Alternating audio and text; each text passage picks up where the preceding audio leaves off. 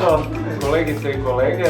Evo, po prvi put u našem Nacionalnom centru tehničke kulture imam čast da vas pozdravim. Prije dosta godina isto sam kao i vi krenuo u Centru tehničke kulture u Zagrebu.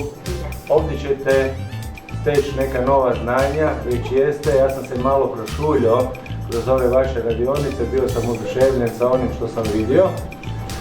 Meni je posebno drago što ovdje imamo mogućnost da u ovom ljetnom kampu i učimo nešto što nas zanima, ali isto tako da se i zabavimo. Ja znam da vi imate i organizirano slobodno vrijeme, tako da to su sadržaji koje ne bi mogli napraviti u vašim centrima tehničke kulture. Želim vam ugodan boravak i dalje ovdje.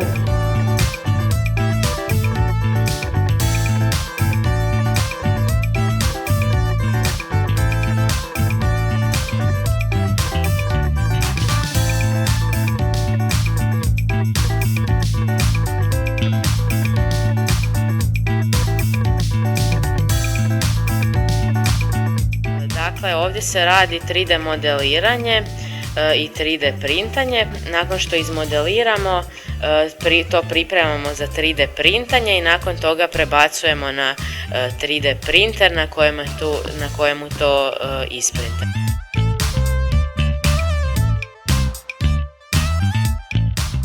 Osvojila sam prvo mjesto na državnoj razini iz kategorije Smotra mladih poduzetnika u Primoštenu.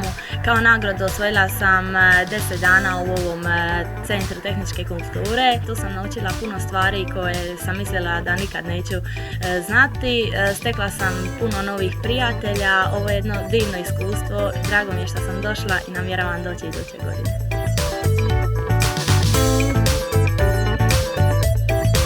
Ja sam Martin Sokolović, dolazim iz Samobora.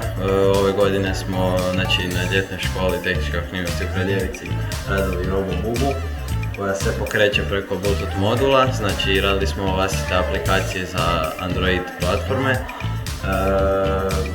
Imali smo i slobodnog vremena za kupanje i za svoje neke radove ili projekte koje smo sami odrađivali, pa smo, ako je neko nešto nacrtao, mogli smo izrezati na CNC-u.